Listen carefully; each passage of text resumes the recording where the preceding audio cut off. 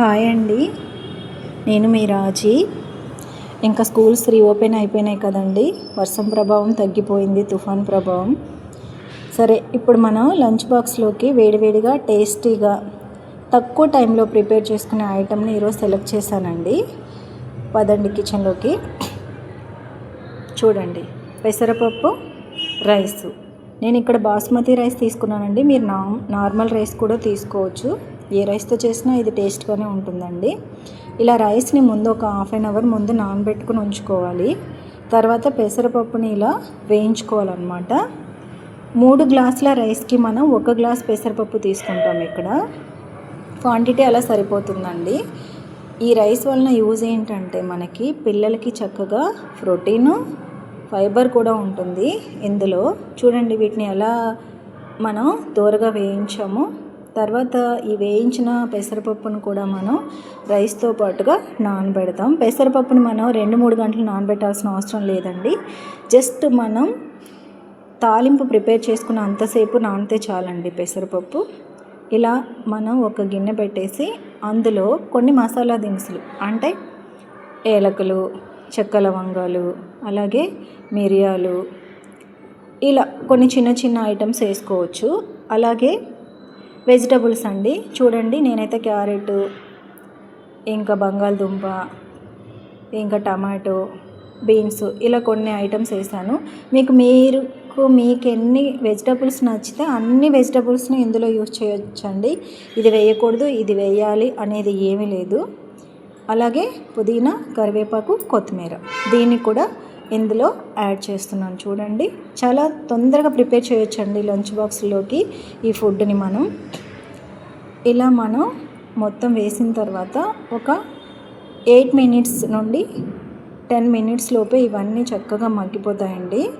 దీంట్లో మనం కొంచెం ధనియా పౌడరు, అలాగే మిరియాల పౌడరు, అల్లం వెల్లుల్లి పేస్ట్ని యాడ్ చేసుకోవాలన్నమాట. యాడ్ చేసుకున్న తర్వాత ఇలా నేను ఇక్కడ చూపించిన విధంగా మొత్తము వెజిటబుల్స్ అన్నీ వేగిపోయినాయి అన్నమాట. దీనికి మనం ఇప్పుడు రైస్ని యాడ్ చేసుకోవాలి.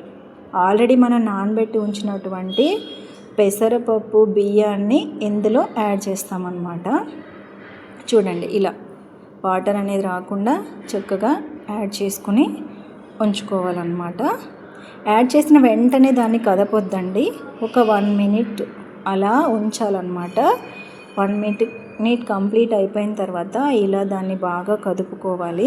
చక్కగా మసాలా మొత్తం రైస్కి పట్టేలాగా నీట్గా కలుపుకొని ఉంచుకోవాలి. తర్వాత మనం దీనికి ఎసరుని యాడ్ చేస్తాము. బాసుమతి రైస్ కాబట్టి నేను 1 గ్లాస్కి 1.5 గ్లాసులు యాడ్ చేస్తున్నాను. 3 గ్లాసులు రైస్ వేసానండి నేను. అప్పుడు 3 గ్లాసులు 3 హాఫ్లు, అండ్ ఇంకో హాఫ్ ఎందుకంటే పెసరపప్పు ఉడకడానికి కూడా యూజ్ చేయాలన్నమాట. ఇలా మనం ఎసరుని యాడ్ చేసుకోవాలి. 1 గ్లాస్కి 1.5 గ్లాసులు ఎసరు, 1 గ్లాస్ పెసరపప్పు వేసాం కాబట్టి 1/2 గ్లాస్ వాటర్ వేస్తున్నాం అన్నమాట. చాలు, సరిపోతుందండి. చక్కగా రైస్ మనకి మగ్గిపోతుంది, ఈ వాటర్తో సరిపోతుందన్నమాట. ఈలోపు మనం ఏం చేద్దామంటే దీన్ని ఉడికేలోపు ఇందులోకి ఒక గ్రేవీ కర్రీని కూడా ప్రిపేర్ చేద్దామండి. ఇప్పుడు క్యాలీఫ్లవర్ బాగా విరివిగా దొరుకుతుంది కదండి, కాబట్టి మనం క్యాలీఫ్లవర్ గ్రేవీ కర్రీని ప్రిపేర్ చేద్దామన్నమాట.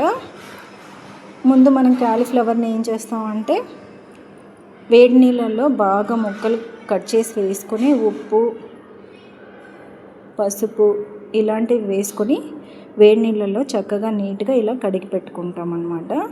తర్వాత దీన్ని తాలింపులో వేసేసుకుని మగ్గిచ్చేసుకుంటాం. పచ్చివాసన పోయే వరకు చక్కగా మగ్గిన తర్వాత దీనికి కూడా యాజ్ ఇట్ ఈస్గా మనం ఎలాగైతే గ్రేవీ కర్రీని ప్రిపేర్ చేసామో అలాగే ఆనియన్స్, తాలింపు గింజలు, ఇంకా 4 పచ్చిమిర్చి చీలికలు, ఇంకా అల్లం వెల్లుల్లి పేస్టు.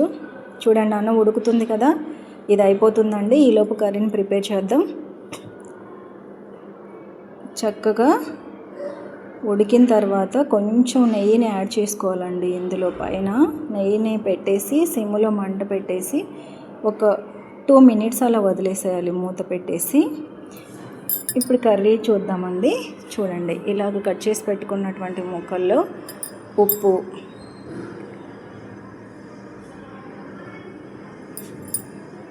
పసుపు, కారం, కొంచెం మేము కారం ఎక్కువ తింటాం కాబట్టి కొంచెం కారం వేస్తున్నాను. మీరు తక్కువ తింటే తక్కువగా వేసుకోండి. ఇలా బాగా కలుపుకొని ఉంచుకోవాలన్నమాట. నేను గ్రేవీకి ఎప్పుడూ కూడా ఒకే దీంట్లో ప్రిపేర్ చేస్తూ ఉంటానండి. అల్లం వెల్లుల్లి, అలాగే టమాటో, పచ్చిమిర్చి 2, అలాగే ఉల్లిపాయ, అలాగే నానబెట్టినటువంటి బాదాము, జీడిపప్పుని గ్రేవీలో వాడతానండి. ఏ గ్రేవీ కర్రీకైనా వీటిని మిక్సీ చేసి ఉంచుకుంటాను, గ్రేవీ బాగా కుదరడం కోసం అని చెప్పేసి. ఇదిగోండి, ఈ గ్రేవీ వేసిన తర్వాత కొంచెం ధనియా పౌడరు, కొంచెం మసాలాను వేసేస్తాను. కర్రీ రెడీ అయిపోయింది. ఇప్పుడు పెరుగు చట్నీ ప్రిపేర్ చేస్తున్నాను చూడండి. మనం ఈ రైస్ని పెరుగు చట్నీతో కూడా సర్వ్ చేసుకోవచ్చు. చూడండి, ఇది కూడా రెడీ అయిపోతుంది. రైతాను కూడా రెడీ చేసేసాం మనం. ఇంకా లంచ్ బాక్స్ని ప్రిపేర్ చేసేసుకున్నట్టే తక్కువ టైంలో టేస్టీగా, హెల్తీగా మనం లంచ్ బాక్స్ ఫుడ్ అయితే ప్రిపేర్ చేసేసుకున్నామండి. తక్కువ టైమే పట్టింది కదండి. మీరు కూడా ట్రై చేయండి, ఎలా వచ్చిందో కామెంట్ చేయండి. మరి లంచ్ బాక్స్ ఓకే, టిఫిన్ సంగతి ఏంటి అనుకుంటున్నారా? టిఫిన్ కూడా రెడీ అయిపోయిందండి. ఈరోజు మన టిఫిన్ ఏంటంటే రాగి ఇడ్లీ అన్నమాట. అది కూడా నేను ఆల్రెడీ ప్రిపేర్ చేసేసానండి. ఈ రోజుటికి ఇదే లంచ్ అండ్ టిఫిన్ అన్నమాట. Okay, bye.